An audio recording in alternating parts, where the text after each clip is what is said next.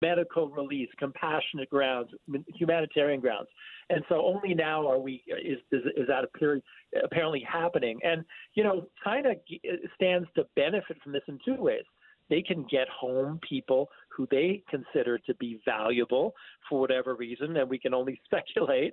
And also, it sort of defangs one of the main sort of toxic touch points in the U.S.-China relationship by China saying we're letting these people home. And it can be interpreted by, China doing a good thing and finally recognizing these men were behind bars, because they're all men, behind bars unjustly. Yeah. And then finally, let's get to some of that delicate dance in terms of things that could get this a little more sideways. Obviously, we have this little thing called the election next Tuesday. Does that create any pressure one way or the other? If it's a Harris-to-be regime in waiting, or whether it's a Trump 2.0 regime in waiting, does that impact the dynamics or what China might be most interested in doing on the way of the Biden administration's exit? Yeah, I think that so there are two points to that. And I think the first one, Boyd, is that for President Biden, Secretary of State Blinken, this is a legacy lap. If they can bring these guys home on their watch, it's a really significant achievement in terms of their time in office. And so the clock is ticking. They have until January 20th to pull this off. And for the Chinese, for Beijing, by releasing these men, they could, set themselves up to whatever the next administration would be as looking more cooperative, more engaging, and less hostile at a time when all of those qualities are really in short supply and are much needed, given this is like the most important relationship the United States has with another country. Yeah, no question about it. Anything else you're keeping your eye on, just kind of underneath the headlines as you watch all of this play out? Generally about the election or this issue in particular? Actually, give us both. Give us both today. I'm going to take all of you that I can today, Phelim. Yeah, I mean, for me, obviously, we're coming down to the stakes of who wins next week, and I'm watching very closely to what the policies are for both of these candidates. I mean, for the Trump policy, for the Trump campaign, all we know is it's about tariffs. Yeah. And the Harris team really hasn't articulated a very detailed China policy. And, if they win the election, they need to put that together really quickly. So there are all kinds of people within this space that I occupy as well, in terms of U.S.-China relationship watching to figure out, what's going on with that. And the other angle is, the big question, Boyd, is who is China's candidate? Yeah. Do they want Donald Trump because they think that he might be more transactional, more flexible, more willing to bargain? Or do they want the relative predictability of a Harris administration, which is widely predicted to essentially continue in large part the Biden administration China policy, which Beijing has big problems with, but at least it's to a certain extent kind of the devil they know. Yeah. So there are just so many unknowns here, Boyd. So buckle up, That's right. And it is coming. As always, Phelim Kine, best of the best. You can check out his piece at Politico.com. And Phelim, we always appreciate you making time for us. Fantastic perspective. Anytime. Thank you. All right. Again, that's Phelim Kine joining us. And he is the best of the best when it comes to China policy and China dynamics. And again, if you missed it, it's been under the headlines. But the U.S., who had been wrongfully detained, and David Lin is free after 16 years in a Chinese prison. 16 years, imagine that, coming home in unprecedented. It's been at least 50 years since this kind of exchange of prisoners has taken place between the United States and China. That's huge. That's significant. We should applaud the Biden administration. That is job well done. And getting someone back on our home territory is always vital. 16 years unlawfully detained is just devastating and tragic. And we hope that David is enjoying some freedom and a chance to vote, which he's not been able to do from a Chinese prison. So many important things there. And, of course, what is China's look and take and desires as when it comes to the election next Tuesday. So a lot to continue to follow, a lot beyond the headlines, as always. We'll be right back. Think again on Inside Sources with Boyd Matheson. The end is in sight. There's got to be a morning after if we can hold on through the night. And on that Wednesday, we'll take a deep breath and dig into the results. Get continuing election coverage up to the big day and analysis the morning after from KSL News Radio. There's got to be a morning after. And now a minute of kindness brought to you by One Kind Act a Day. Every year, teenager Elise Lewis sells lambs at the San Juan County Fair to save for college. This year, she announced that the proceeds from her lamb would instead be used to help a local boy who'd been injured in a swimming accident. A testament to the goodness of Elise and her community, the lamb sold for 9 times the normal price. The winning bidder paid his money and asked for the lamb to be sold again. The lamb was sold and bought 3 times, which resulted in over $19,000 being raised for the cause. One small act of kindness, like Elise's, can create a ripple effect in our communities and bless the lives of everyone. Find out more about how you can be involved online at thepowerofkind.org. That's thepowerofkind.org. Robinhood is introducing forecast contracts so you can trade the presidential election. Through Robinhood, you can now trade financial derivatives contracts on who will win the U.S. presidential election, Harris or Trump, and watch as contract prices react to real-time market sentiment. Each contract you own will pay $1 on January 8th, 2025, if that candidate is confirmed as the next U.S. president by Congress. Learn more about the presidential election contracts on Robinhood at www.robinhood.com/election. The risk of loss in trading commodity interests can be substantial. You should therefore carefully consider whether such trading is suitable for you in light of your financial condition. Restrictions and eligibility requirements apply. Commodity interest trading is not appropriate for everyone. Displayed prices are based on real-time market sentiment. This event contract is offered by Robinhood Derivatives, a registered futures commission merchant and swap firm. Exchange and regulatory fees apply. Learn more at www.robinhood.com/election. How was your drive to school? Let me tell you, I had to get my iced coffee first. I just can't seem to put it down. My favorite rapper just announced a tour. My phone was buzzing like crazy. I'm so excited. I had to text all my friends right then to talk about it. Then someone started calling me and... Let's try that again. I turned my phone off right away. I never drive distracted. Visit StopTextStopWrecks.org. A message brought to you by the National Highway Traffic Safety Administration, Project Yellow Light, and the Ad Council. Hey, can you blow up some balloons for Jack's party? I can't. I'm so congested. You need Sinex Saline from Vicks. Sinex Saline Nasal Spray? Yeah, just Sinex. Breathe. Sinex Saline instantly clears everyday congestion associated with colds and year-round allergies with a gentle, ultra-fine mist that's no mess and easy to control. Daddy, we need more balloons. On it. Enjoy life's important moments without congestion. Try Sinex Saline from Vicks. Just Sinex. Breathe. Use as directed. First time skiing? That's right. Okay, when I nudge you down the mountain, just go for it. Shift your weight to turn. It's hard to do something if you don't know what you're doing. How do I stop? Point the tips of your skis together so it looks like a slice of pizza. A Learn and Earn account from Cyprus Credit Union gives teens the resources to practice money management and develop the confidence they'll need when it's time to step out on their own. See how your teen can earn up to $200 with a Learn and Earn account at cypruscu.com. Federally insured by NCUA. Pizza! It's official. KSL Sports is your official radio home of the Utah Hockey Club. When the puck hits the ice this fall, you'll hear every goal, every check, and every tension-filled moment on the KSL Sports Zone. Plus, let your voice be heard on the Utah Hockey Club Fan Forum on KSLSports.com, your exclusive home of the NHL and the Utah Hockey Club in Utah is KSL Sports and 97.5, the KSL Sports Zone. With the 3 things you need to know this hour, I'm Dan Bomas. First, it'll take some time yet for investigators to finish their work at the site of a semi-crash near the Salt Lake to Willa County line. The driver was killed when the truck rolled over and caught fire. Second, Utah's Poison Control Center says toys with tiny batteries, just one of the hazards parents need to be careful about this Halloween. And third, the mayor of Los Angeles wants to keep the party from getting out of hand after the Dodgers win in the World Series. 52 degrees, mostly cloudy in Salt Lake City. Back to Inside Sources on KSL News Radio. Boyd Matheson divides rage from reason on Inside Sources. Welcome back to Inside Sources here on KSL News Radio. It's great to be with you today. As always, I am Boyd Matheson. I want to hit a couple things in this segment of the show, especially as we come down the waning days of the 2024 election cycle.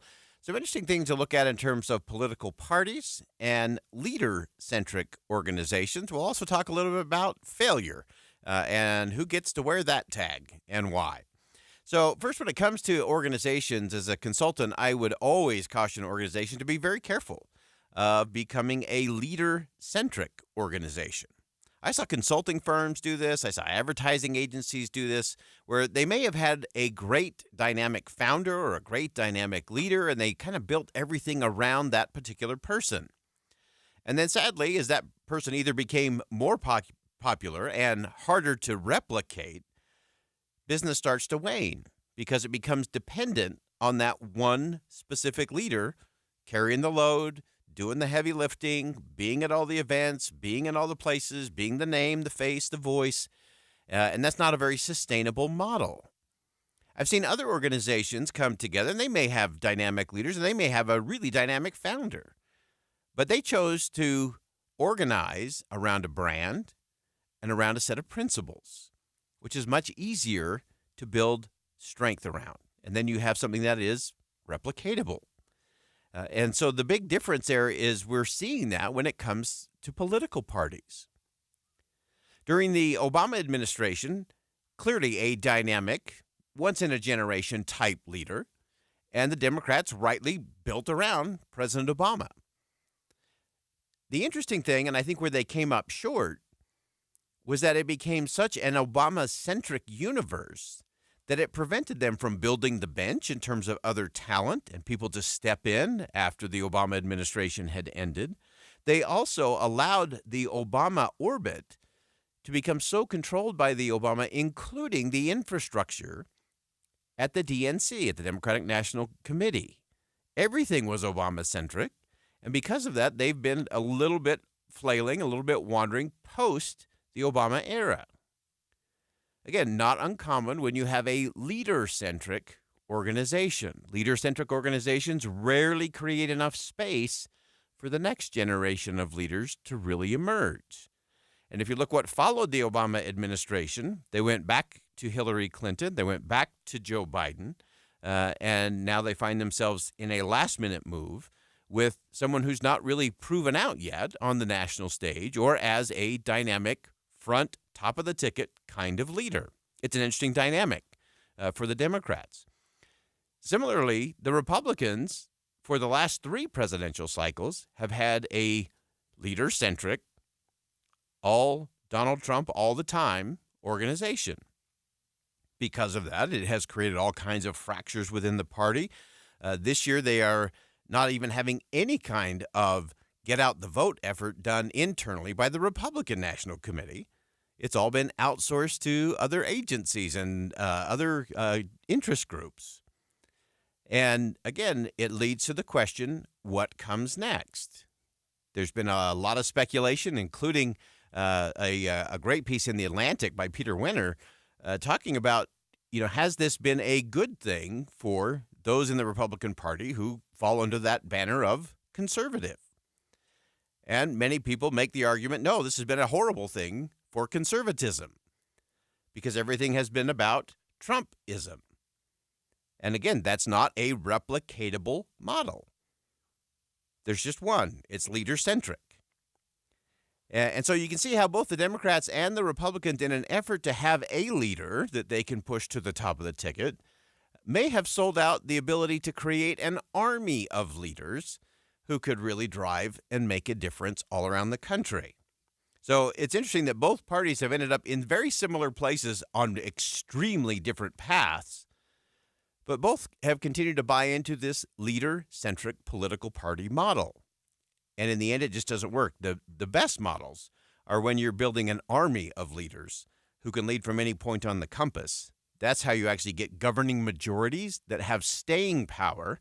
And you have governing majorities that actually are majorities, not razor-thin margins, but real majorities that can actually move principles and public policy forward. And so it's interesting to see how that all has played out. The other interesting thing that I'm already watching, and we're starting to see, and we're hearing the rumblings of this already. We often say that success has a million mothers and fathers. Failure has none. And we're already seeing the failure portion of the program play out. There's been a lot of rumblings this week about who will take the blame if the vice president does not become the president. And the finger pointing, the placing blame has already started. Some are pointing at President Joe Biden didn't step down soon enough. Some say that Vice President Harris never got on message fast enough. Some say that the political consultants were too safe and risk averse, and on and on and on it goes. On the Republican side, the finger pointing and placing blame is already there in terms of allowing former President Trump to be the middle of all of these things, outsourcing the get out the vote effort.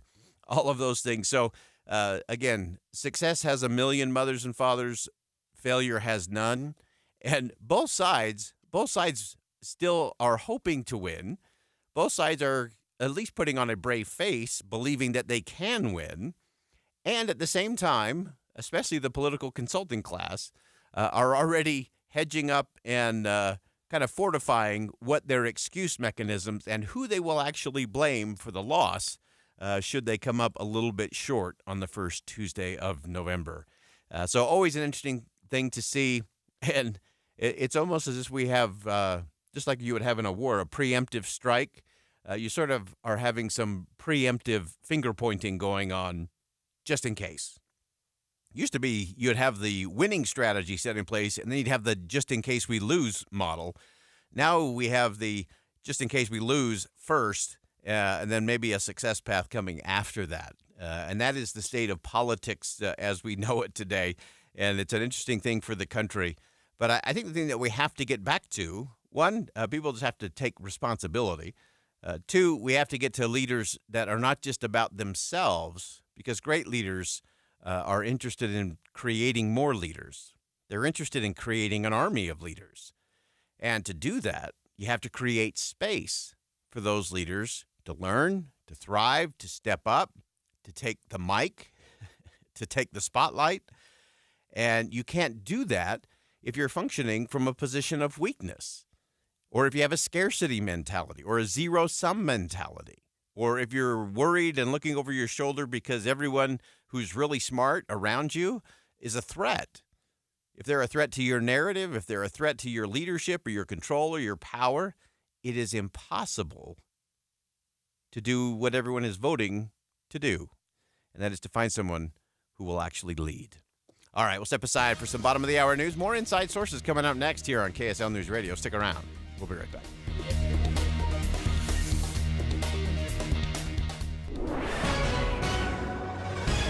It's 1:30 at KSL News Radio. I'm Dan Bomas. KSL's top local story this hour. It'll be some time yet before police wrap up their investigation of a fatal truck crash on I-80. The driver was killed when the double-trailer truck rolled over and caught fire just east of the Tooele-Salt Lake County line. Eastbound lanes of the freeway will be closed until then.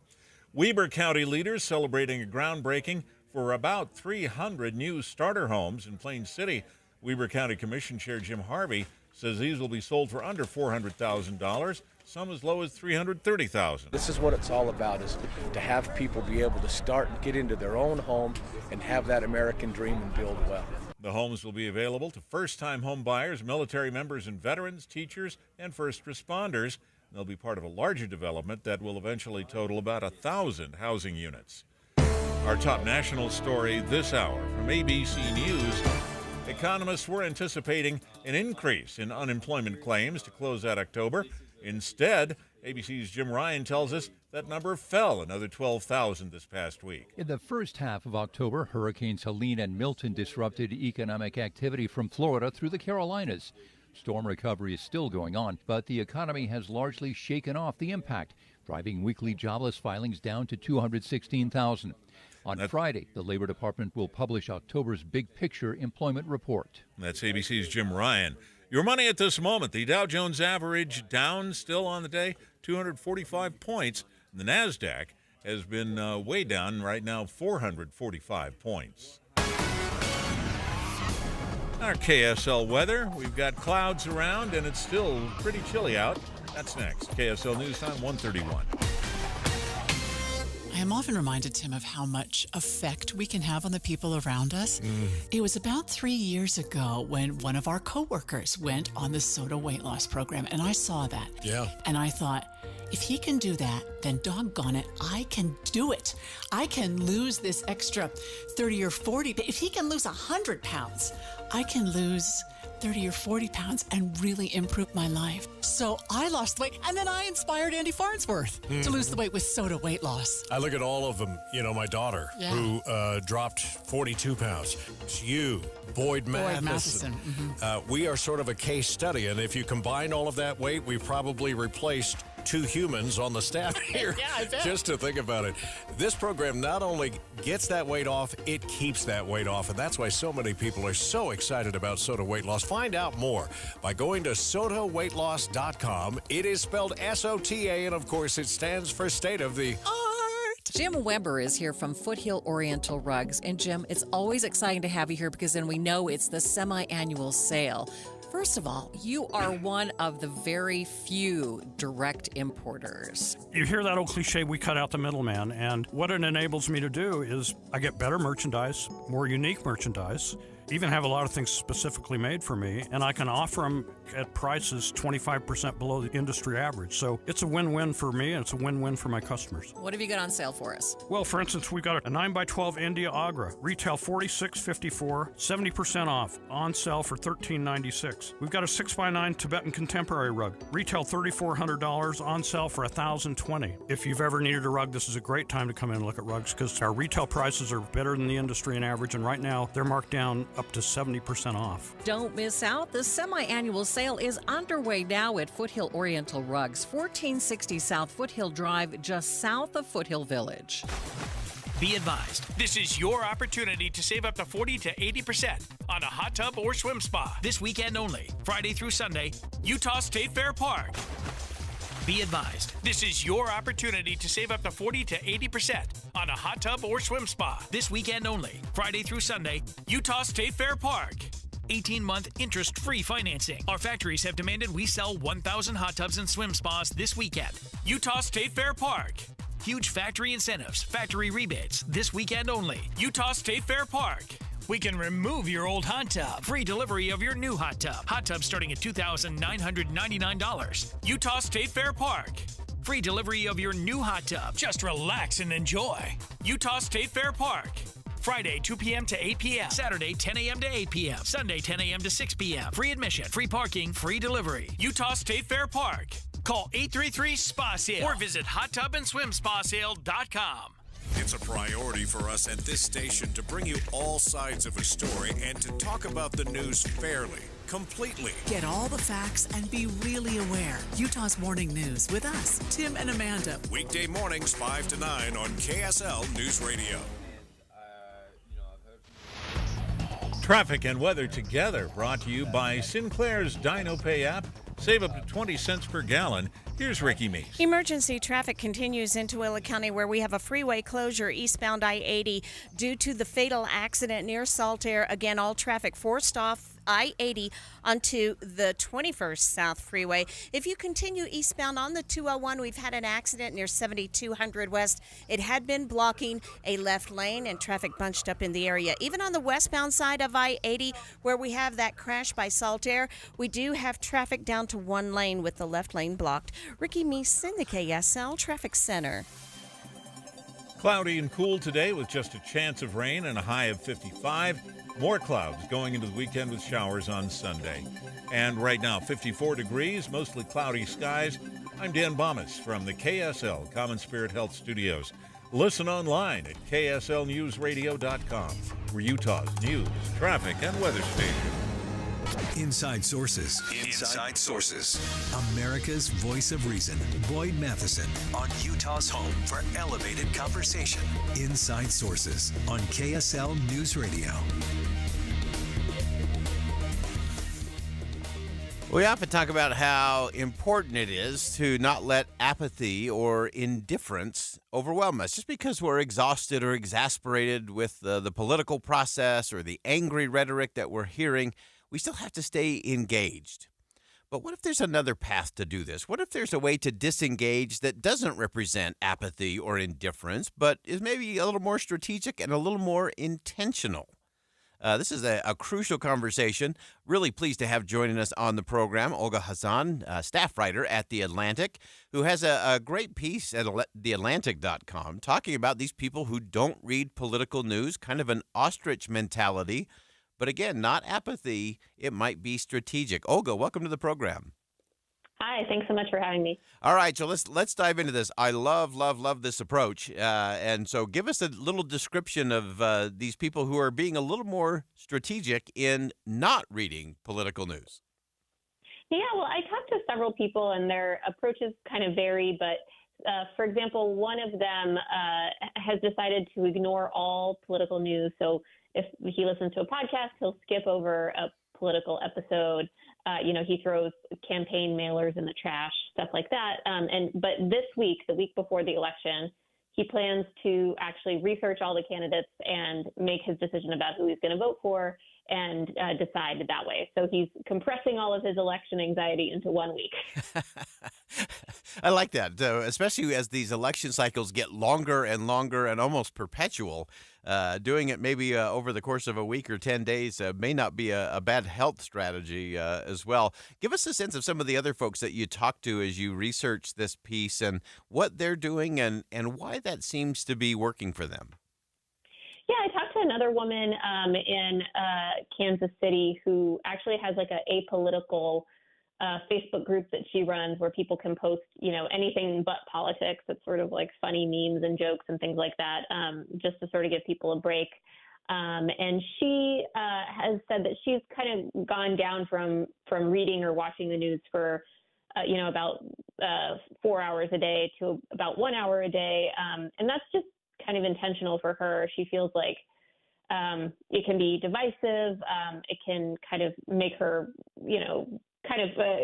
create the us versus them attitude for her. So she just decided to step away a little bit. Yeah, and I think that intentionally stepping away, I think is such a good thing. Was texting with our friend George Will from the Washington Post, and he said the most encouraging, hopeful thing we all should remember is that at any given moment, about 98% of America is not watching cable news political shows. So I think that might be the best hope for the nation. And some of the people that you pointed out in your piece kind of share that same philosophy of, hey, I don't need all of that. I need to know enough. I need to be involved and engaged, but I don't have to do it 24/7, nor do I have to buy in to the performative politics as opposed to things that are maybe a little more specific to my community. That's right. And the folks that I talked to do still plan to vote, or they have already voted. So it's really more just limiting how much they consume. And I should say that this approach is not uncommon. There was a Reuters Institute report that found that something like 42% of Americans actually actively avoid the news for various reasons. So this is something that a lot of people do.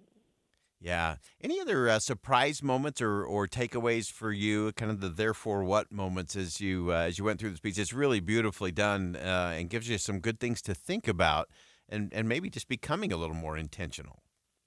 Yeah, I mean, it's really just, it kind of drove home the fact that, being in the news business, you always think like, oh, everyone is hanging on my every word and like reading all my articles and stuff. But it's actually a pretty small percentage of Americans who are political junkies.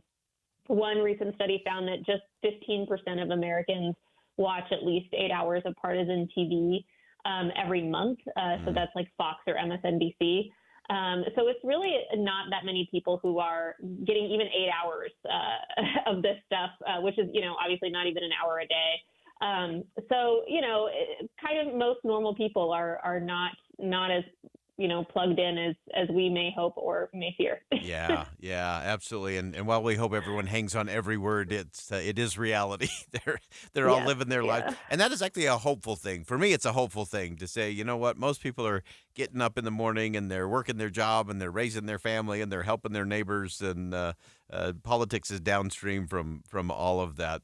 Olga Hassan, staff writer at The Atlantic. Great piece. Check this out at theatlantic.com today. And Olga, thanks for making time for us. Fantastic perspective. Thank you so much. Thanks for having me. All right. Again, that's Olga Hassan joining us from The Atlantic. And she actually closed out her piece with a quote from a pastor from Pennsylvania, Brian Jarrell. And he said something really interesting. I just want to read this as we close this out, that I think puts it in a lot of perspective and a lot of the things that we've tried to talk about, that yes, it's important to be informed. Yes, it's important. It's vital to be engaged. But you don't have to be obsessed, nor do you have to be angrily obsessed or in an angst-filled way obsessed. There's a better way to do it. So Pastor Jarrell said that he feels that his approach, so he kind of skips over all the politics of listening to podcasts and so on, and becomes very strategic, very selective, and intentional. And he said this approach to the news has made him more serene and has given him more time to focus on his church and his family. He said, quote, "I believe that there's a loving God in control of the universe, and no matter who's in the Oval Office, God's still in heaven, and things are going to be okay." That's a hope he shares, and hopefully all the rest of America will do that as well, of all political persuasions. I think that's the real key to all of this. And so, yes, engage. Yes, be informed. Don't be angry. Don't be overly obsessed. You don't have to doom scroll through every possible thing. You don't have to run every single thing that's posted on your social media channels or anything you see on TikTok all the way to ground. You don't have to do that. You just don't. And in many cases, that prevents you, because you're getting caught in the emotion of it and the dopamine hit of it. It's preventing you from actually thinking again about what you think you already know. You're just getting reinforced with what you already know. And the test for all of us is, 1, can we step back and think again? 2, can we step back and disengage for a moment and just let it settle? I have found that some of the greatest insight comes when I disconnect from it all, not when I perpetually scroll through it all. So I'll dig in, I'll do my news, and then I'll disengage and step back and let it settle. And that always creates space so I can think again and reassess and then explore in a different way. Stay radically curious that way. So I love this approach of some of these, they're so-called political ostriches. They kind of just let it all go by them, but then they poke their head out when they need to. And I love some of these that were outlined in Olga's piece, who are not listening to anything. They're not reading any campaign mailers. And then a week before, they'll pop out. They'll really research the candidate based on the candidate, not based on all the other chatter and clamor that's been going on social media for months and months and months in our perpetual election cycles. And I think that's a better way. It's a great way to reframe it just a little bit and to think again about what we think we know. All right, we'll step aside for a quick break. More Inside Sources coming up next here on KSL News Radio. We've got you covered as we march our way to the first Tuesday and, more importantly, the first Wednesday of November, which will also come. We'll be right back. Did you know your skin is the largest organ of your body? Huh? That's why you should shower with Old Spice Super Hydration Body Wash instead of plain old bar soap. Love your skin by super hydrating it with vitamin B3 and glorious notes of vanilla and shea. Did you know that my super hydrated skin is the second largest organ of my body? The first is my heart. Old Spice. Men have skin too. Old Spice Super Hydration Body Wash. 24/7 renewing moisture. With daily use. Everywhere you look, things are getting more expensive. So at Consumer Cellular, we're lowering the price for those 50 and up.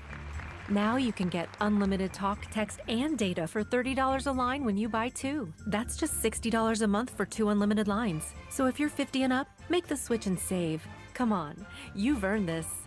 Call 1-888-FREEDOM or visit consumercellular.com today. Requires 2 lines of service, age validation, and credit approval, subject to system and area limits, taxes, and other fees apply. Don't be worried, be ready. KSL News Radio has partnered with Be Ready Utah to provide the plans your family needs for an emergency, the tools and supplies to keep on hand, and the knowledge on how to keep a cool head. It's Be Ready Utah. Listen to our show, Dave and Dujanovic, for Be Ready tips and tools. Or you can always find the latest preparation info at BeReadyUtah.gov. Be Ready Utah with KSL News Radio. This is Derek Overstreet of the New Millennium Group and host of Stop Working and Start Living Radio. If you're close to or in retirement and you don't have a tax plan, call us right now, 888-999-6370. That's 888-999-6370. Listen, our country's been spending like never before, and the tax bill is coming soon. If you need an income tax strategy and a financial plan that will get you through the rest of your life, give my team a call, 888-999-6370. That's 888-999-6370. If you want an investment plan that allows you to keep more of your gains and pay less taxes, give us a call, 888-999-6370. My team specializes in the type of plan that will get you retired 3 to 5 years sooner than you thought possible. So, get a no-cost tax analysis by calling 888-999-6370. That's 888-999-6370. My team is standing by now. Often, we see people we don't know, sleeping on the sidewalk or maybe asking for money. You may think to yourself, wonder how this person ended up in that situation. The rescue mission of Salt Lake changes people's lives and helps them become the person they were truly meant to be. They just need a little help to get back on track.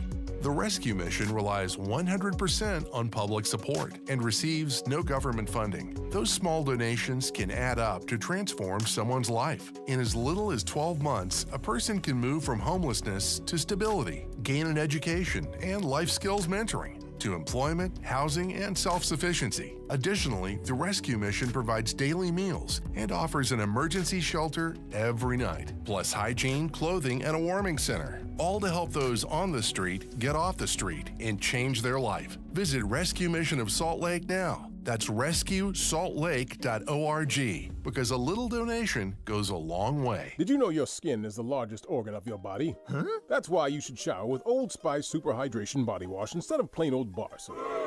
Love your skin by super hydrating it with vitamin B3 and glorious notes of vanilla and shea. Did you know that my super hydrated skin is the second largest organ of my body? The first is my heart. Old Spice. Men have skin too. Old Spice Super Hydration Body Wash. 24/7 renewing moisture. With daily use. This is the story of a very special woman. Just a few knew about her superpowers. In a matter of seconds, she turned herself into a great mathematician. She masqueraded as a regular person at work, but as a superhero at home. Everyone knows her as Gabriella. I still call her Mom. Your hero needs you now, and AARP is here to help. Find the care guides you need to help, complete with tips and resources at aarp.org/caregiving. Brought to you by AARP and the Ad Council. Getting help with plumbing repairs is easier than you think. All you have to do is call Any Hour Services or schedule an appointment at anyhourservices.com. No one helps more homeowners than Any Hour Services. With the 3 things you need to know this hour, I'm Dan Bomas. First, a truck driver was killed in a fiery rollover crash on I-80 near the Tooele County line. Second, work ready to begin on a development of affordable starter homes in Weaver County. And third, unemployment claims are down even after the hurricanes in the south. 54 degrees, mostly cloudy in Salt Lake City. And back to Inside Sources on KSL News Radio. Boyd Matheson divides rage from reason on Inside Sources. We've been following the proposed acquisition of U.S. Steel by Nippon Steel. It's been a long haul, but it's become a signal and almost emblematic of a broader geopolitical tension. What was once a straightforward international business transaction has transformed into a high-stakes political chess match, revealing the increasingly fluid boundaries between economic opportunity and our own national security. At its core, this kind of controversy illuminates how national security has evolved from just a real simple, straightforward, clearly defined concept to something that is politically malleable and often an instrument for individual or corporate gain. as well as national security. It's become increasingly complex. Stephen Heifetz previously served on the Committee on Foreign Investment in the United States and is currently a partner in the law firm Wilson Sonsini, Goodrich, and Rosati, and has a great piece in The Hill today with the appropriate title, When National Security Becomes a Political Excuse, We All Lose. And Stephen, welcome to the show. Thanks for having me on. So let's dive into this. And just for our listeners, just give them a quick reminder of what's at stake and what's been being negotiated in this potential acquisition of U.S. steel by this Japanese steel company. Sure. I should say at the outset that I'm not involved in the transactional review in any way, so I don't have information about those parties other than the information that's public, and I'm just giving you my views as a former government official. But you know, there are political issues, of course, because Nippon Steel is a large Japanese corporation, U.S. Steel, an iconic American corporation headquartered in Pittsburgh, Pennsylvania.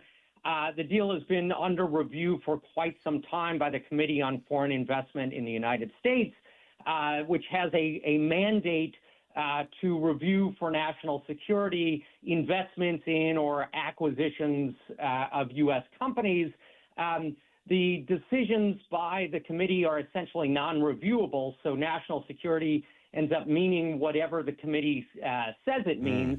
And, you know, particularly in the last two administrations, when concerns about China and Russia and other international sources of angst are very prominent, President Trump and President Biden have effectively stretched the concept of national security. It's become sort of a multi-purpose label. And it's not particularly surprising that in the context of a heated election with Pennsylvania as a key state, the national security label is being used in connection with this potential acquisition of a Pennsylvania headquartered U.S. Steel by this Japanese company. Yeah, and it's so fascinating. You start getting underneath the layers of all of that. And it is such an interesting thing to start really thinking through. Obviously, steel is something we can all kind of wrap our heads around and what that means for national security. And historically, of course, that would make a lot of sense. Well, we better be able to control that particular thing. But now you look at so many companies that are, you know, have multinational owners and organizations around them, and it gets pretty complicated pretty fast, where steel seems pretty simple. How should we really be thinking about it? Because you could probably make a similar claim in terms of national security to a lot of other industries and organizations. That's right. And I think the tendency in the last couple of administrations has been to identify pretty remote risks and sometimes to allow those remote risks to override other interests, and particularly the interest that the United States has in maintaining an environment that's friendly for investment and trade. And of course, Japan is a very close U.S. ally. We depend on the Japanese government and Japanese corporations for lots of different national security issues. And there doesn't seem like a compelling national security reason to block this deal. Critics have made the important point that the U.S. generally has followed an open investment policy, meaning that we welcome non-U.S. investors unless there is a very compelling national security reason not to do so. And that policy has resulted in the United States being the biggest recipient of foreign investment of any country in the world. That's been enormously beneficial for businesses and consumers alike. So critics have rightly said the suggestion that this steel deal should be blocked seems to represent a change in the open investment policy. And as you know, the piece in The Hill that you referred to says, well, that's true, but this misses the broader context, which is that the United States has been weakening this very beneficial open investment policy over the course of the last two administrations, as both Presidents Trump and Biden have been quick to find national security problems all over the place. Yeah, and they usually they seem to be finding themselves in swing states or hotly contested areas and industries, which is so fascinating to me. And I just kind of kept thinking as I'm listening to you. I think of something like chip manufacturing, which may be more important to national security than steel at this point in the game.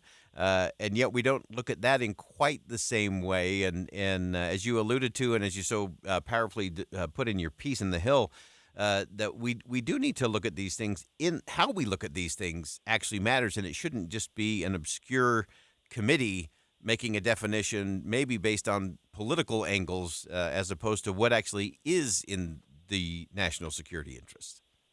Yeah, I think, it is pretty unusual for electoral politics to enter the CFIUS process. And I think the personnel on the committee, and they're bright, motivated people to virtually every single one of them. But so it has not been political so much in the Republican Democratic sense as much as it has been the tendency to identify remote risks and to allow that to outweigh competing interests, such as maintaining an open investment policy. That has become fairly common, and because of the absence of judicial review or any type of openness of these, this particular deal is unusual in that it has gotten public airing. Both the government and the parties have talked openly about the review. But that's fairly unusual, and the fact that these decisions are generally made in a very non-transparent way without an accountable individual giving public regarding reasons for the decisions does tend to lead to a system that at least recently hasn't really been weighing costs and benefits in a way that appears rational. Yeah, no question about that. Great perspective. Stephen Heifetz previously served on the Committee on Foreign Investment in the United States, currently partner at the law firm of Wilson, Sonsini, Goodrich, and Rosati. And again, you can check out his piece at The Hill, thehill.com. And it's an important one as it comes to what is national security and what is political excuses and posturing. Really important things for us to think again about what we think we know in that space. Stephen, thanks so much for joining us today. Thanks for having me. All right, great perspective there. And one of the things that I love that Stephen pointed out in his piece was that, again, throughout both the Trump and the Biden administrations, it's been pretty apparent that the concept of national security has become a little bit unmoored. And that means that the Steele deal is just the most visible sign of where they have been drifting or becoming unmoored, where it does become a U.S. steel company based in Pennsylvania. Those are U.S. jobs. Do we want a Japanese steel company taking that over during an election year? On and on and on. And so it goes. And so that is the real risk to me, is that if it does become political, rather than what is really a national security interest, and what does that mean today, and how are we making sure we're making those decisions not based on the politics, but on good policy and real national security. All right, that wraps up hour number 1 of Inside Sources here on KSL News Radio. We're going to step aside for some top-of-the-hour news. Don't you dare go anywhere. Ann Applebaum is going to join us from The Atlantic. The fight between democracy and autocracy continues, and why there's a case for optimism and against pessimism. Don't go anywhere. We'll be back with hour number 2 of Inside Sources coming up next.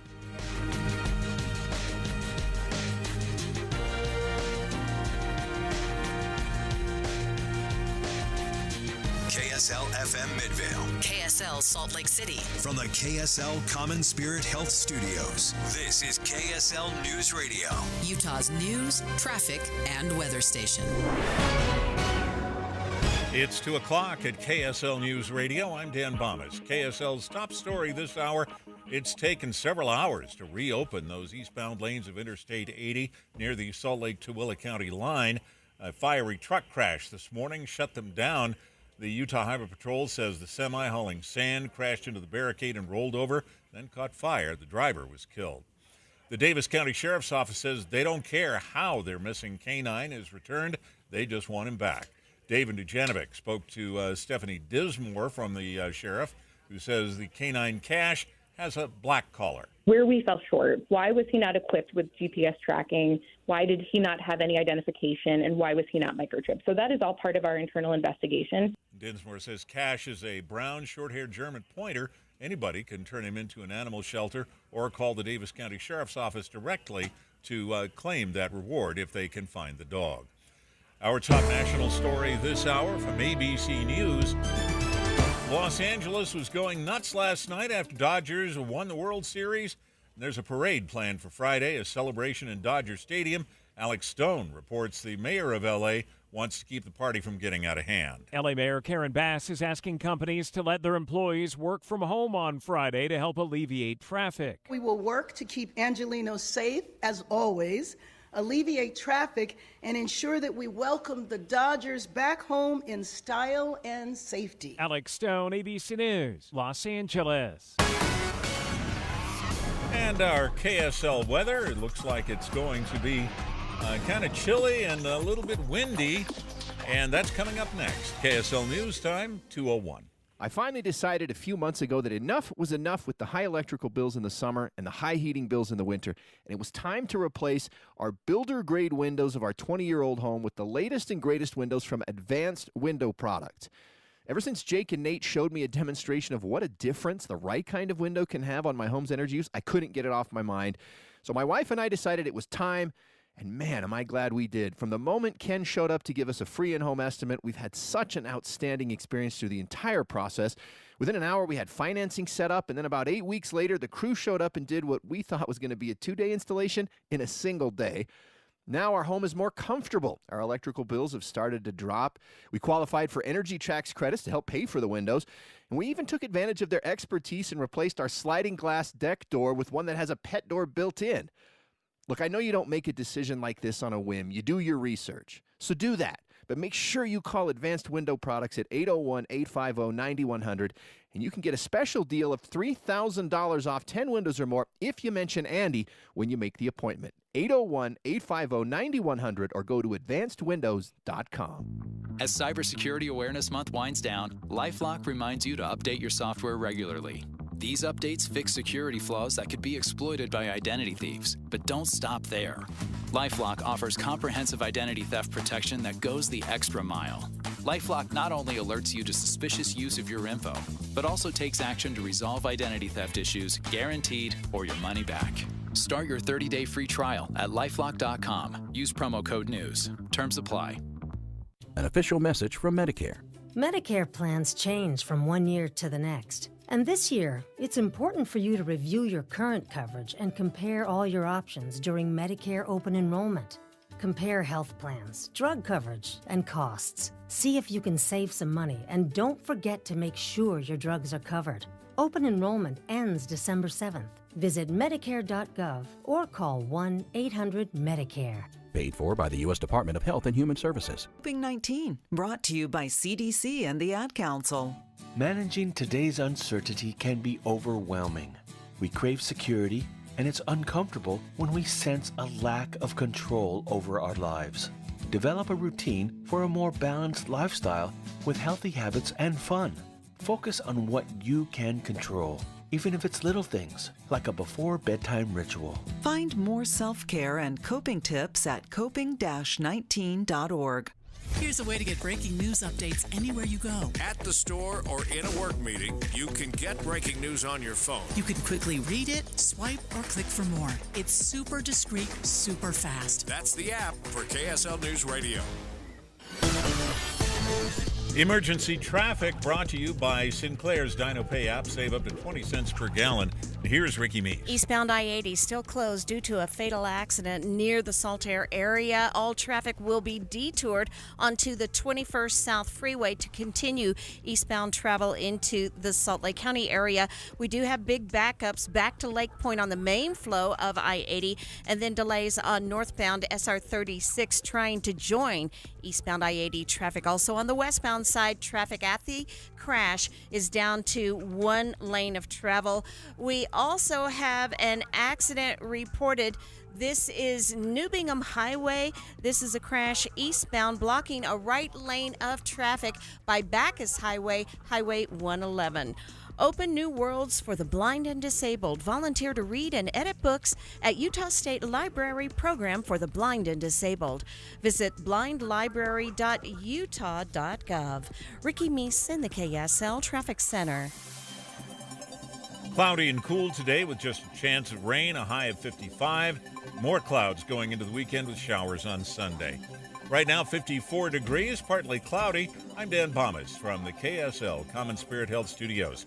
Listen online at kslnewsradio.com for Utah's news, traffic, and weather station. Inside Sources. Inside Sources. America's voice of reason.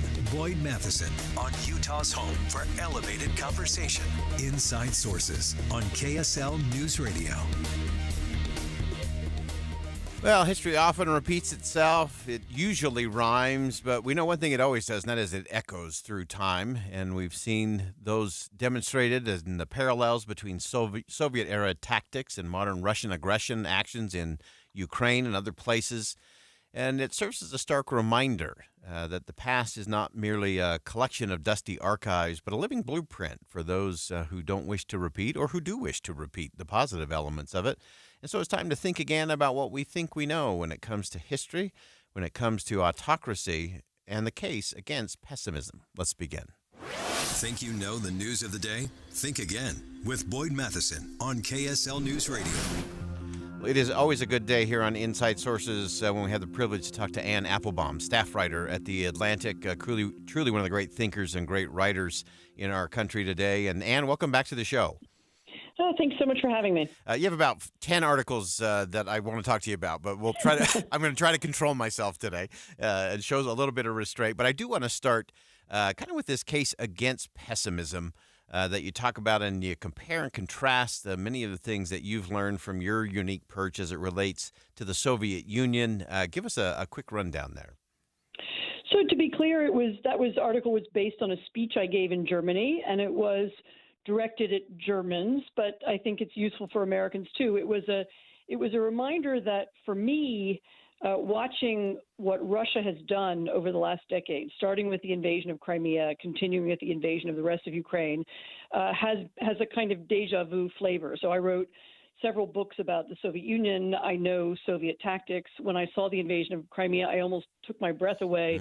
It was so similar to the Soviet invasion of Poland in 1944 and 45, all kinds of ways, soldiers in fake uniforms, fake referendum, and so on. And I wanted to remind the audience and to remind readers that we've seen these kinds of tactics before, that an aggressive state seeking to occupy another, seeking to change the nature of that state. So what the Russians are doing in Ukraine when they occupy territory, they begin immediately setting up concentration camps. They call filtration camps. They collect Ukrainians. They interrogate them. Some of them go to jail. They've kidnapped children. Some 20,000 children have been taken out of Ukraine and sent to Russia. They're seeking to change the state, to remove Ukrainianness, to Russify it, which is exactly the kind of thing that the Soviet Union once did in the territories that it occupied. And so my speech was a reminder that these things have happened before, but also a reminder that we've fought them before. So we gathered our forces to fight Hitler. We created an alliance to fight, to push back against the Soviet Union.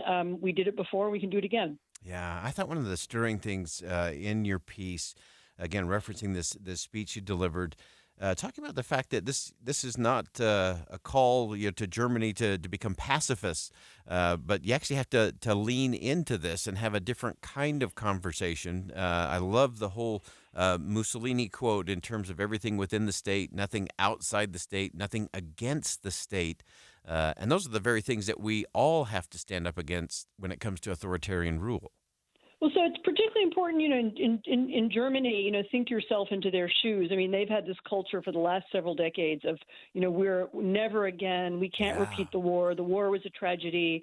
And that's created a kind of a culture of both well-meaning and also less well-meaning pacifism. There's a kind of pro-Russian version of it. There's a more idealistic version of it. And I was arguing that kind of pacifism in the face of a power that is seeking to eradicate, eliminate any kind of life, any kind of originality, any element of Ukrainianness, and any opposition of any kind to the state, to this kind of totalizing, Mussolini-like state. That in the face of that, which is not that far away from their borders, that they have an obligation to fight back, and that the real, you won't have peace in Europe until that kind of threat is gone. And so it was an argument against this kind of simplistic pacifism. I mean, it's it was interesting because the prize I was given is called the German Peace Prize, and that was the lecture I was giving. And so it was but it was an argument I felt was really important to make, and people seemed to be willing to listen to that. I mean, of course, from our point of view, from the American point of view, we've also been a nation that has believed that kind of that kind of power, that kind of totalitarian or authoritarian power, should not spread. It should not be inflicted on democracies, especially not on ones that are close allies. And so I'm glad someone like you, read that and felt moved by it as well. Yeah, well, and I think there are so many lessons that are just right here close to home. We can look across and say, well, the Germans need to do this and Ukraine needs to do that, and Europe's got to get their act together and all of this. But there are many lessons. As I read your piece and reread it, this is one that is a think again about thinking again kind of piece. That we do have things right here close to home, that we are blessed in so many ways, that our voices aren't restrained or restricted, as you pointed out, that we don't get jailed or shipped off to a reindoctrination camp.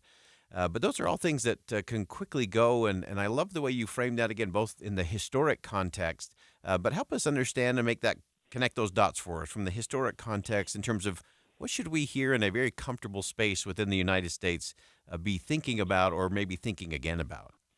So democracy historically is very fragile. And remember, our founders knew that. The people who wrote the American Constitution were super aware that there could someday, Alexander Hamilton talked about a demagogue arriving. Ben Franklin famously said when he was asked what kind of a country it was going to be, he said a republic, if you can keep it. They knew that there are these, there are always forces who want to undermine democracy. There's an attraction to demagoguery. And it's very important to remember that to maintain this, the institutions requires a huge amount of civic participation. People have to understand what's at stake in their elections. They have to vote. They have to think about the outcomes, and they have to think about maintaining a system where we have rights, where we have the rule of law, and especially where the institutions of the government are not used by one party or one leader to persecute their enemies. Normally nowadays in most parts of the world, when democracies decline, it's not because of some kind of military coup. It's because a democratically elected leader wins an election and then begins to dismantle, whether it's the judiciary or using the state to attack the media, or using the state to harass enemies by investigating them, or all those things are things we need to be aware of too. We're not an island. We're not immune to these kinds of trends or emotions, and it's important that Americans, when everybody votes this week, if you haven't voted yet, that everybody remembers that. Yeah, so important. And I want to just close out. I want to sneak in one last thing. And that is, you concluded your piece with some facts that, hey, this is not just a military thing, but it's this creeping appeal of autocratic rule and how people have used the dis-ease we might have of today to either go back to kind of a cheap nostalgia for what was, or some kind of misty future of what control and stability looks or feels like. Just walk us through that in the context of where we are and what each of us individually need to do. Yeah, so this was a topic of my previous book called Twilight of Democracy. Look, we live in a really fast-changing world. I think we don't realize how much it's changed. Political change, economic change, but also change in the nature of information, how we know about the world. Now we know about it through our phones and not just through reality. Demographic change, social change. Historically, whenever there's a time of really rapid change like that, people become nostalgic for a simpler time, or they want to have one leader, or they want to end the cacophony and this kind of, chainsaw noise of debate, and they want a single answer or a single explanation. And those temptations are real. And, it is true that if you grew up in rural America or rural Germany or rural Poland 50 years ago, the world that you live in now is very different. And maybe the world that you grew up in doesn't really exist anymore. And so, but that doesn't mean that going backwards or will fix the problem. And so it's very, very important to be engaged in your society, in your neighborhood. Remain optimistic. Think about how to make the country better. Think about how to make it more inclusive. We're a big, complicated country, and actually, we always have been.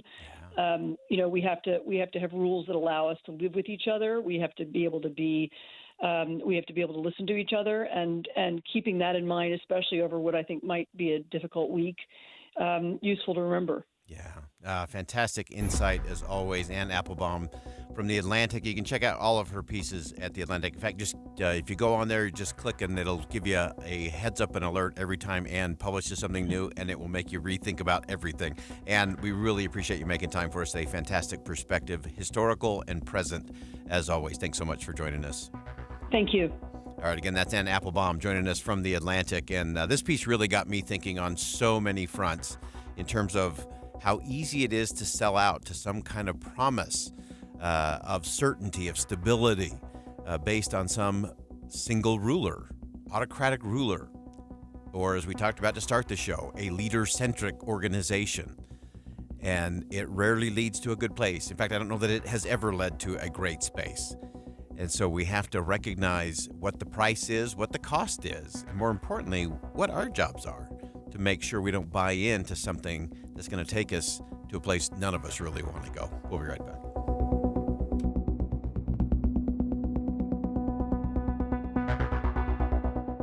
Think again on Inside Sources with Boyd Matheson.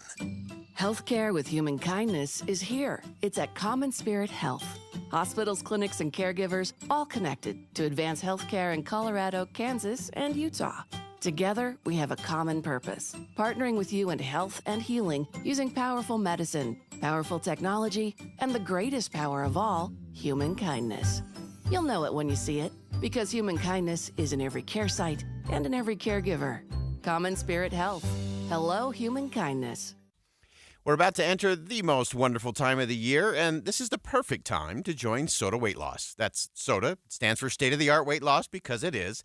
And it's time to start your journey with SOTA's amazing holiday special. SOTA's offering the biggest savings of the year. Imagine going into your holiday season feeling fit and confident, or ringing in 2025 in the best shape of your life. Now's the time. Don't wait for a New Year's resolution in January.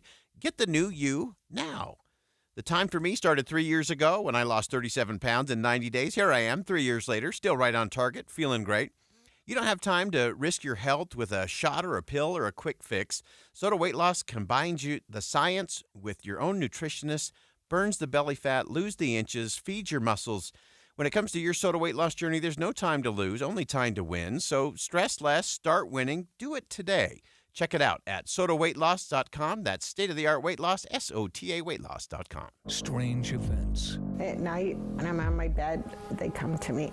In a small town. As far as any place in the state of Utah goes, I think Eureka is probably one of the wildest. Echoes from the past. From the souls of long-dead miners. KSL's Andrew Adams takes you along. Are you trying to count how many spirits are in here? For a chilling look inside Haunted Eureka. Tonight on KSL 5 News at 10. Inside Sources. Inside Sources. America's voice of reason. Boyd Matheson on Utah's home for elevated conversation. Inside Sources on KSL News Radio. The Major Brent Taylor Foundation has taken the lead in capturing the essence of military service and national pride while celebrating Veterans Day. Can't contain it in just a day. The annual display of the massive American flag in Coldwater Canyon's a poignant tribute to the legacy of Major Brent Taylor, honoring his service and the sacrifice of all veterans. Through a variety of associated events from blood drives, memorial marches, the foundation fosters real civic engagement and collective action in commemorating the service and heroism of our military members and their families. The foundation leads by example, and how you actually do this, what leadership looks like and sounds like. We always turn to Jenny Taylor, of course, wife, Gold Star widow of Utah Army National Guard Major Brent Taylor, and who's just one of my favorite people on the planet because she's just a make it happen person. And Jenny joins us on the line. Jenny, welcome back to the show. Always great to be with you, and I'll be so sad next week when we can't. So thanks for all you do and all you've done for years on the air, Boyd. Oh, you are so kind. I was actually just joking before we started. I think the first time I interviewed you, you were in a secure, known location in your bathroom with your feet against the door because your children were trying to storm the castle. Yes.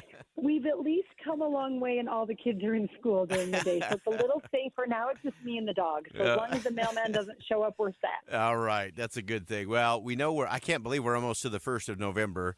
I know. And you have let out, not just in the state, not just in the community, but across the country in saying, you know what? A single day for Veterans Day is not quite going to cut it. You've now expanded to 2 full weeks plus. Tell us what's coming down the pike and what we should be thinking about rolling into November. Oh, we are so excited. And Boyd, I hope what you're thinking about is the price of freedom and the men and women who bravely pay it. Those are our veterans. Those are our service members from any era, any decade, any place around the world that they've been assigned. And that's what we want you thinking about. And we do want you thinking about it more than just on 11/11. So we start on 11/1. November 1st, this weekend, we're going to be getting ready to fly our giant flag that measures 78 by 150 feet. This Saturday, you can help us hike it up in the morning. We'll hike at 8 a.m. At noon, we'll have a deployment ceremony from below if you want to watch that flag drop. And then from there, like you mentioned before, it's just one event after another, really connecting young and old, military and civilian through conversation.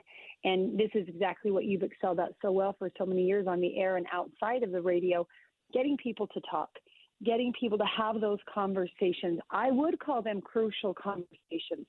If the men and women who have served in our military don't have conversations with those of us who've enjoyed what they've offered us through their service, we'll never really be able to appreciate it.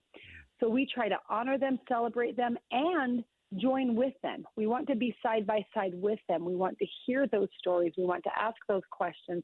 We want to give them a chance to tell those stories. So we have an outdoor devotional. We do have a blood drive. We have a memorial ruck march. We're involved with the beautiful Veterans Day Parade in Layton City on Saturday, November 9th.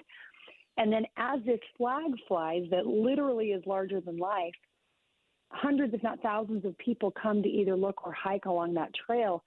And we hope that as they do, they're having conversations. Kids are asking parents questions. Veterans are telling their stories.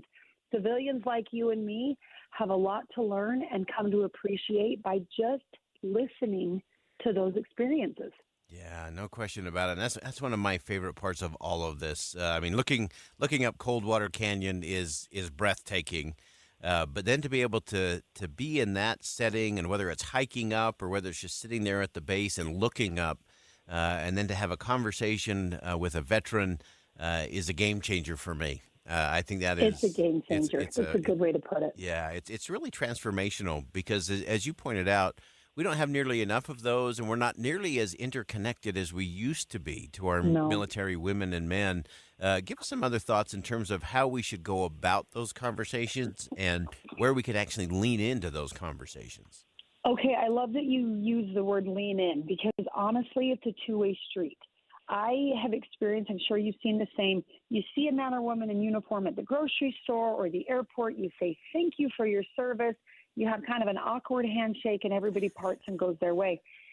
Now, a lot of military members, that's uncomfortable for them, right? They never signed up to be thanked for their service. They're not looking for accolades. They're serving because by nature they are the type of person who wants to serve. And yet, we've got to lean in a little bit to that discomfort. And instead of just saying, hey, thank you for your service, what if you said, tell me a little about your service? And it might start with as simple as, where have you served? That's a very simple, safe question. Maybe what capacity did you serve in, or what have you learned from your service? I think if we can have those conversations and make it more than a trite thank you, will develop some of that transformational energy that you talked about. Now, in saying that, please don't think I mean don't say thank you for your service. Please, please, please say it. But don't just say it. Please live it. Please live the kind of life that merits the kind of sacrifice these men and women have made and continue to make.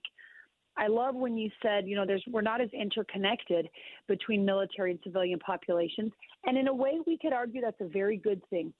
We don't need as many of us at war these days than maybe they did in the World War II generation. We don't need as many of us rationing our butter and our nylons and whatever other thing we're rationing, because we live in a time of relative peace, even though that feels contrary to everything we've ever heard in the news.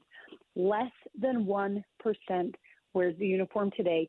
Less than 8% is still alive who've ever worn that uniform.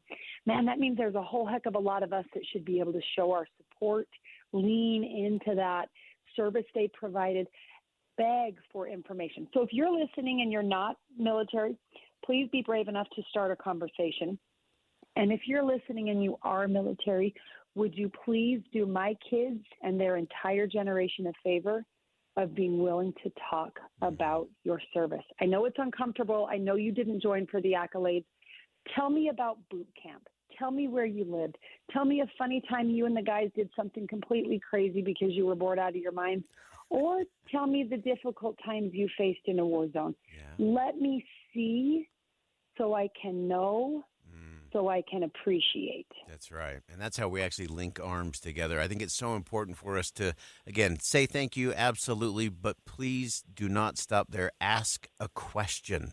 If you must speak, ask a question. Tell me more. Where did you serve? Give me an experience. What was the best moment? When did you feel that real pride? When did you know you made a difference? And then for our military folks to be willing to answer those questions and lean back in to those conversations. That's where we go from beyond celebration, and that next generation will start to get to that emulation phase, and that's what will actually transform our lives and our communities. Oh, I love that. Absolutely. Amen to everything you just said. Let's do that. Let's lean in. Let's emulate. Let's link arms. And let's really bridge that gap. And I think if you were to ask, what's the mission of the Major Brent Taylor Foundation, it really is to bridge those gaps between civilian and service member, between young and old, between the greatest generation and the rising generation. And adults these days lament a lot about kids these days. But I would argue that then adults these days better get to work at helping kids these days understand. And that's really what we're all about. Yeah, absolutely. Fantastic. As always, you can check out all of it at the Major Brent Taylor Foundation, majorbrenttaylor.com. And again, you've got 2 weeks worth of things starting on November the 1st with the flag going up the trail at 10 a.m., Coldwater Canyon Trailhead. And then just a series of events, hikes, blood drives, fundraising, gala dinner, all kinds of outdoor events, and a devotional on November the 10th. And it's an opportunity for all of us to come together, link arms, shoulder to shoulder. This is what being an American, especially in a time like this, where a lot of people saying we're too divided, a lot of people saying the younger generation doesn't get it. I disagree with it all. And if you head up and experience this, you'll say it's right. That's what America is really all about. Jenny, as always, we appreciate your leadership. This is what it looks like. This is what it sounds like, folks, to make a difference on a daily basis. Jenny, thank you, as always, for making time for us. Thank you, Boyd. Hope to see you all in North Ogden over the next couple of weeks. All right. Fantastic. That's Jenny Taylor from the Major Brent Taylor Foundation. And it's just a string of events up there that you want to be part of. It'll change you. It'll transform you. I triple dog dare you. I don't make too many triple dog dares on this show. Triple dog dare you. It'll change your life, and it'll make you a better citizen and a better member of your community. We'll be right back. It's 2:30 at KSL News Radio. I'm Dan Bomas. KSL's top local story this hour. Utah Highway Patrol warning drivers to expect people to be celebrating Halloween all through the weekend. Definitely watch your speed throughout this weekend with the holiday being here, knowing that there's going to be extra presence out there on the roadway. Go even under that speed limit. We want to make sure that if a kid darts from behind a car that you can stop safely. UHP Lieutenant Cameron Roden asking everyone if you see someone who's not driving safely, please call 911 so you can get them off the road as quickly as possible. Our top national story this hour from ABC News. Donald Trump, former president, made a direct appeal to Hispanic voters during a stop in what's being seen as a dependably blue state. ABC News national correspondent Stephen Portnoy has more. I like you very much. In Albuquerque, New Mexico, Donald Trump said he aimed with his visit to improve his credentials with a key voting bloc. First of all, Hispanics love Trump. They do. Prior to this week's controversy over an offensive joke about Puerto Rico, polls showed most Hispanics intended to vote for Kamala Harris, though surveys show Latino men have been moving in Trump's direction. Stephen Portnoy, ABC News, Washington. Your money at this moment, at the close of trading now, the NASDAQ was down over 2.7%, down 512 points on the day. The Dow Jones average was down 378 points. The S&P 500 down 108.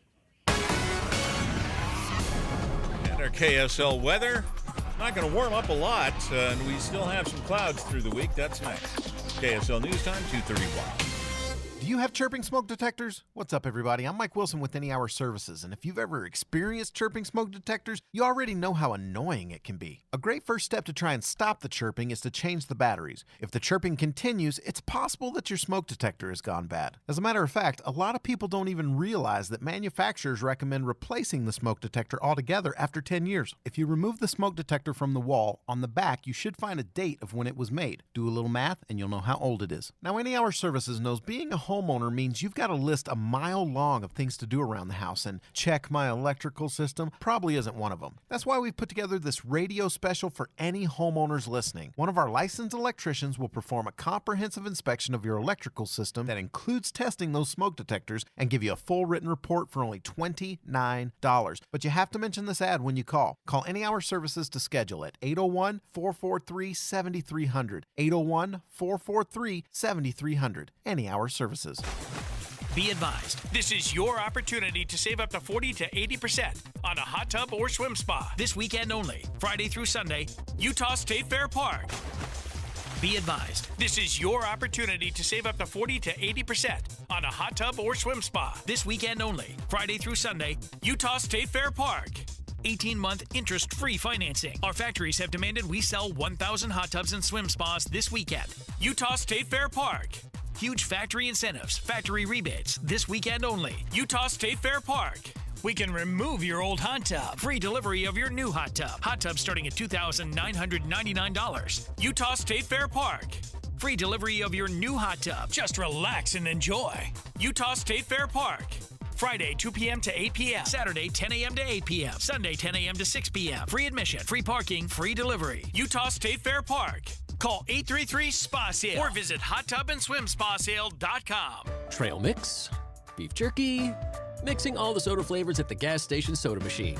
Snacks are better on the road. The gas is better when it's top tier. And the pit stop is better when there's a dinosaur there. Love the filler moments at a Sinclair gas station near you with DinoCare, our top-tier gasoline. Some sweet and salty snacks for the commute, and a big green dino for the memories. Find a gas station near you at SinclairOil.com. Sinclair, fill up your life. News doesn't just mean information or dates. It's the story of our local history being told in real time. Be a part of the story. This is Tim Hughes and Amanda Dixon. We hope to be a part of your story. We have you covered on KSL News Radio.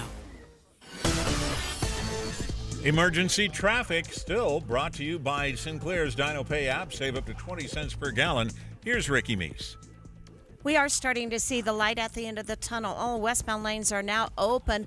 Going westbound to I-80 past Saltair where we had the accident, but on the eastbound side, the freeway is still closed due to the fatal crash with investigators still on the scene.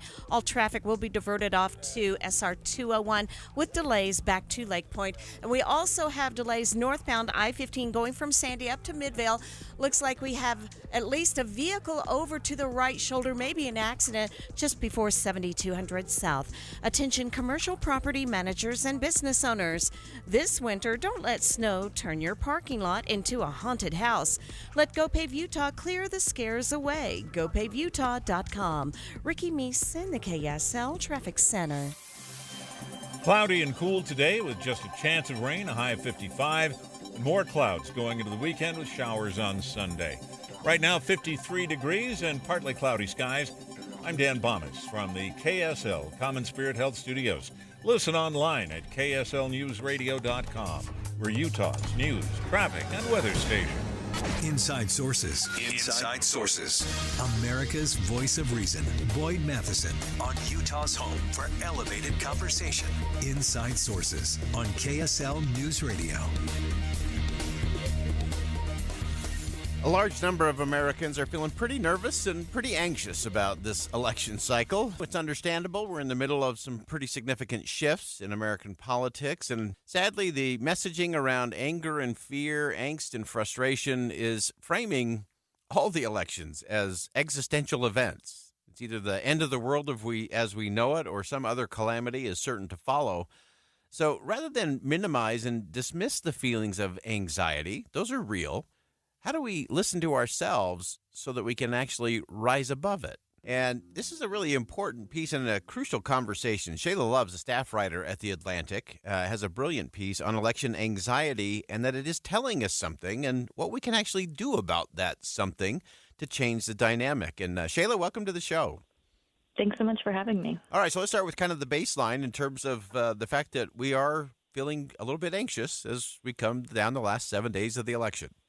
Oh, yeah. I mean, I think surveys found even months ago that people were feeling a lot of anxiety about this specific election. And all of the data that's come out shows that it's around, 80% of people or 7 out of 10 adults on both parties that are feeling really anxious and stressed. And they're thinking about the election every single day. Yeah, and it's so interesting. I love the way you frame this in your piece because we always try to get people to think again about what we think we know. And I hadn't thought of it this way, that big events should prompt big feelings. Unpack that for us. Yeah, so I'm a mental health reporter and I write about psychology a lot. And usually when I think about the word anxiety, I think about big feelings in response to events that are not so big. So if I have, let's say, like a phobia or anxiety around spiders, I might have a big response to a little spider in my kitchen. And that's certainly something, to work on, and those feelings are valid too. It should be processed. But in this case, that's not really what's going on. There is a really big event happening. And so if people are having big feelings in response to a big event, it should come as no surprise. And if you type election anxiety into Google, there's all of this advice about how to make it go away. And when I saw a lot of that coverage, I kind of felt like this is not an instance of sort of an outsized emotion to a small event. It is a big event. And so having big feelings makes so much sense to me. Yeah, I love that. I think that's so important for us to recognize that, it is a big deal. It's a big event. And so we should have that. And then, of course, it's what we do with that. I love the framing you had around this idea that if we want to really figure out how to impact it, we have to kind of get into the eye of the hurricane because that's where we find that inner strength. Explain that for us. Yeah, well, this is an idea that came from Arianna Huffington, which I actually feel I disagree with a little bit, where she wrote in Time magazine that Americans shouldn't be stressed out and that to affect the outcomes, you need to find, this place of inner strength or wisdom that's non-emotional. And I do think we have this tendency to consider emotions or emotional reactions as non-reason or irrational, like when you tell someone to just, calm down so you can think clearly.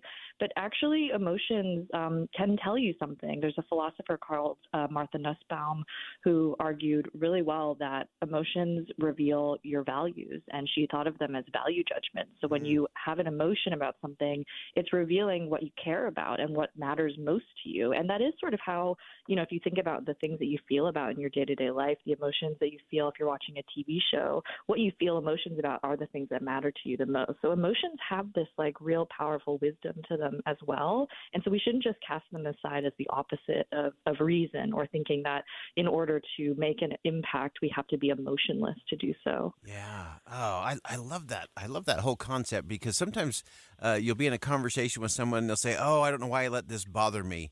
And I always say, no, actually, I'm really glad. I would be really worried if it didn't bother you.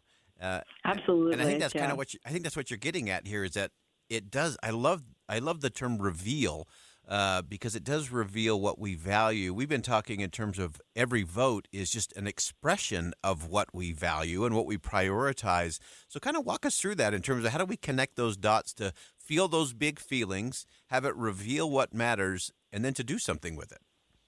Yeah, I mean, I think something to say too is that although this election feels like it's very special or different, major political shifts have always been met with big feelings. And I spoke to a historian of emotions who said that actually apathy, which was a word that came from religion, became part of Western political language at the end of the 18th century. So being apathetic or not being affected was kind of like being a bad civil citizen because it meant that you didn't take any interest. So I think paying attention to what you're having an emotional response to and not immediately rushing to regulate it, but realizing that those are the issues that matter to you and then taking action accordingly, whether that means voting or talking to your neighbors or family, but letting your emotions guide you in terms of what you want to share and what issues you want to bring up with other people. Yeah, I think, the apathy and indifference, the indifference is the one that worries me the most, especially as it relates to our relationships with other people.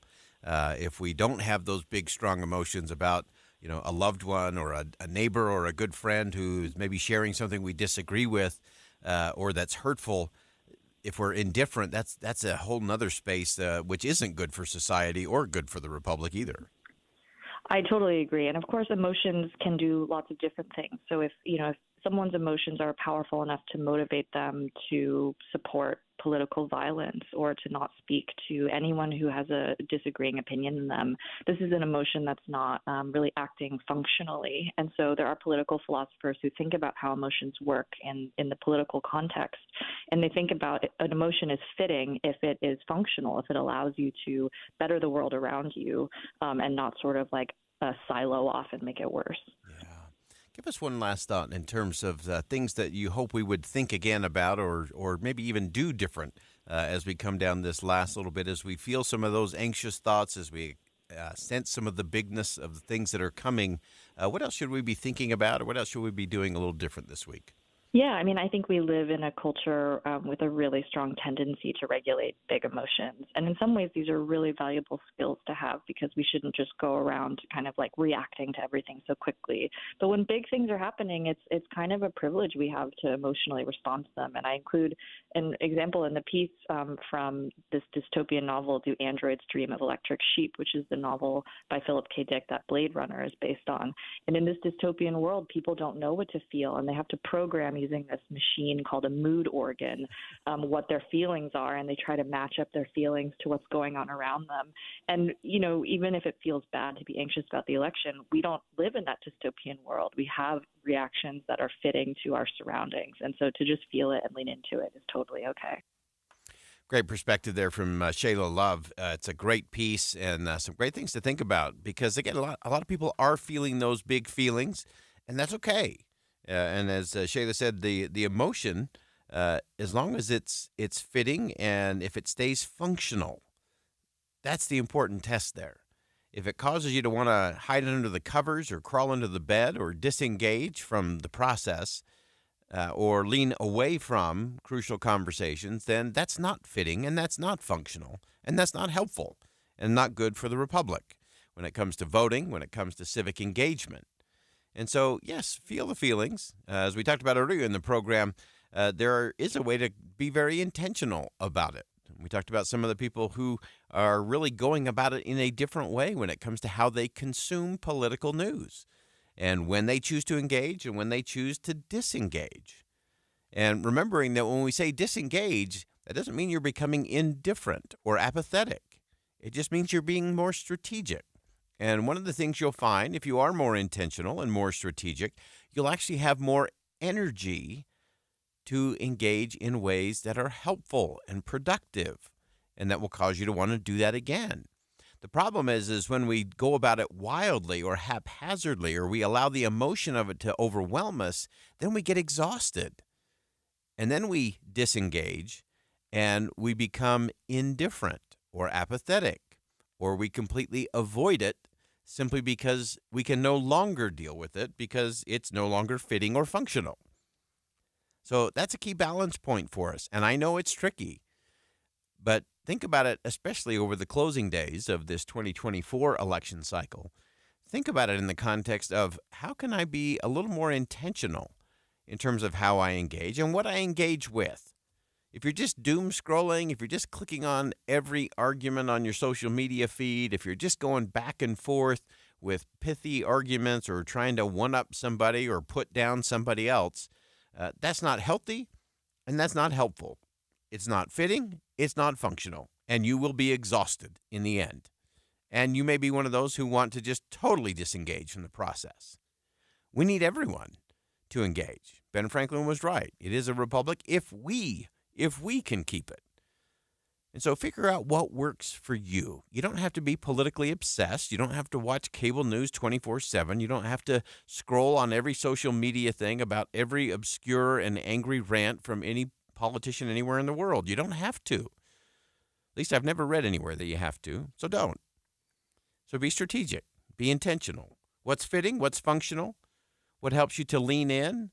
What helps you to feel the big feelings of a change? But it allows you to function and take action, because that's where it actually all happens. All right, we'll step aside for one last break. We'll come back with some final thoughts on Inside Sources here on KSL News Radio. We've got you covered throughout the closing days and into what is beyond. We know that Wednesday morning will come. It is the first Wednesday of November that matters most. We'll continue to talk about that in the hours and the days ahead. So stay with us here on KSL News Radio. We'll be right back. The Management Minute is a service of the MBA program in the John M. Huntsman School of Business at Utah State University. I'm Professor Scott Hammond. I followed as one of my former students, an experienced manager, went through the hiring process. He went through a screening and then 4 levels of interviews before he was finally hired. After 4 or 5 months of failed applications, by the way, I asked him why he finally succeeded, and he gave me this gem of wisdom. I realized that most of the applicants that they were interviewing had the technical skills to do the job right. To stand out, I needed to show my collaboration skills. He was right. The president of a country, a college, or a corporation will face complex problems. Complex problems can only be solved through collaboration. To learn collaboration with others, learn it in an MBA program at Utah State University. Go to utahstatemba.com. That's utahstatemba.com. I'm Scott Hammond. Hope to see you in one of our classes. When you choose Performance Automotive in Bountiful, you're choosing selection, convenience, and exceptional service. 4 locations: Performance Ford Lincoln, Performance Honda, Performance Toyota, and Ford Truck Country.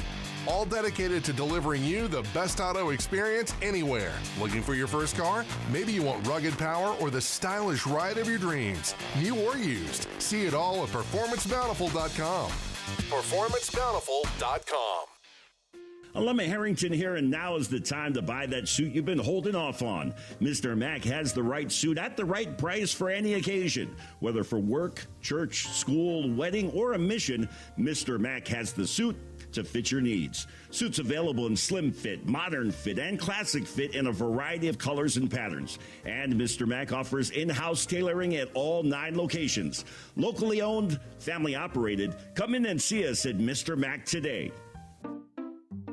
We just want to have enough money for retirement. And travel to visit our grandchildren. I understand. That's why at Fisher Investments, we start by getting to know each other, so I can learn about your family, lifestyle, goals, and needs, allowing us to tailor your portfolio. What about commission-based products? We don't sell those. We're a fiduciary, obligated to act in your best interest.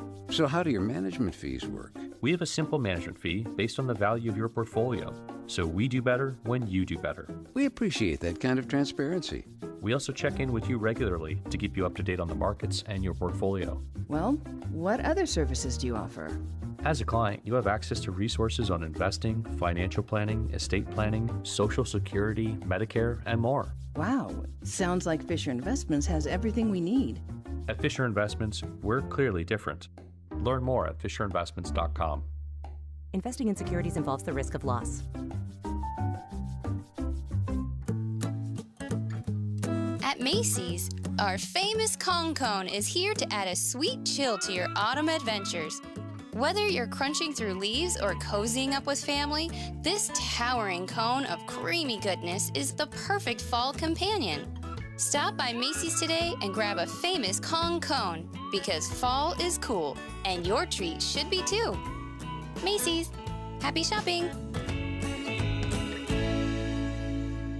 Getting help with electrical repairs is easier than you think. All you have to do is call Any Hour Services or schedule an appointment at anyhourservices.com. No one helps more homeowners than Any Hour Services. Victor deployed for the first time to Afghanistan in 2003. At 4 in the morning, my phone rang. They said, "I regret to inform you that your husband was wounded in action." Victor sustained a moderate traumatic brain injury. I was doing school full-time, and I was also then caring for Victor. One of the most important elements of caregiving is taking care of yourself. I just didn't want to forget that I also had goals and that I also had a life. What I did is I challenged Victor to meet me halfway. There are almost 6 million military and veteran caregivers across the nation. We have our own journey, and we can fulfill that journey at the same time that we are helping our loved one. Visit aarp.org/caregiving for a free military veterans guide to navigate your caregiving journey and better care for your loved one and yourself. Brought to you by AARP and the Ad Council. Fall is here, and there's nothing better than to sit in a relaxing hot tub when it's cold outside. Hot Tub Factory Outlet and Backyards of America can help you save on your next hot tub. Save a staggering 30, 40, even 50% off MSRP on Sundance hot tubs and swim spas. Yes, you heard right. 30, 40, even 50% off. With every size and color available, your choices are limitless. And here's the icing on the cake. Be one of the first 20 buyers and receive a free $2,700 electric massage chair. Absolutely free. But hurry, these chairs are limited, and once they're gone, they're gone. Every Sundance hot tub and swim spa is priced to sell. Visit the largest swim spa showroom in the state and find out how easy it is to say yes to your very own hot tub or swim spa. Time is running out. Head over to Hot Tub Factory Outlet next to Cowabunga Bay and Draper, Backyards of America in Sandy, and our new location, Station Park in Farmington. Tim and Amanda. One of the big differences, I think, between reading a story online and hearing it from us, Tim, is that, you and I are allowed to share a reaction. We need to be able to say, what in the world were they thinking? So that people listening will know. We feel it too. When we read a story that sounds ridiculous, we're right with you. It sounds ridiculous. Well, we get caught up, I'm sure just like our listeners do sometimes, in death scrolling on social media. And fact-checking it on your own is tough. The great thing about tuning in every morning and starting your morning with us on KSL is you can count on the fact that when that information comes out of the radio in your direction, it comes from reliable sources. It's already been fact-checked. Right. And that's not always easy when you're getting it online. Finding who wrote it, when was it written, has it been updated with the current facts of the day that change sometimes minute to minute, not just day to day. Utah's Morning News between 5 and 9 on KSL News Radio. With the three things you need to know this hour, I'm Dan Bomas. First, Halloween's another bad night for drunk driving. State troopers will be out watching. Second, the Poison Control Center reminding kids not to chew on those glow sticks. And third, former President Trump was in New Mexico today, hoping to win support among Latino voters. 53 degrees and partly cloudy in Salt Lake City. Back to Inside Sources on KSL News Radio. Get deeper insights on the news from Inside Sources. Welcome back to Inside Sources here on KSL News Radio. It's great to be with you today. As always, I am Boyd Matheson. And one of the things I want to get to as we close out the show today is we see so much activity going on, especially as it relates to the election cycle. But not a lot of it is forward moving. A lot of it is just activity for activity's sake. I often empathize a great deal with campaign managers who, in the closing days, especially the last days of a campaign where most of the votes have been cast, almost everyone is now a decided voter, but you have a candidate who is bored and who is literally climbing the walls in nervousness, just waiting to get to Tuesday night's election results. And so a lot of these things that you see, honkin' waves, big events, they're really just distractions, and they're activity. And sadly, that kind of approach ends up wasting a lot of time when people actually get into office, and they're supposed to do the thing we elected them to do. It's called governing. And I see so many political offices who are so inefficient and so ineffective because they're doing all of these other things that mostly waste time, often fill time. They become check boxes of things you can say that you did, or they become part of some presentation that can prove out that, you did what you said you were going to do. They become a way of justifying rather than a way of transforming or making a difference or accomplishing a goal or objective. Henry Ford, who was obsessed with getting things a little bit better, he said that it was his observation that most people get ahead during the time that others waste it. And so getting ahead rather than wasting the time with busy stuff, it's the difference between efficiency and effectiveness. And again, Henry Ford was the master at it. And he discovered that, if you're one of those who finds things that are busy work or that are the forever checklist stuff, you can always be busy, but you may not be that effective, or you may not really accomplish the things that you think are most important. And so I believe it's true. You got to plan your work and work your plan. You got to be efficient, all of that. But doing the right things and measuring the right things is actually what matters most. We've all seen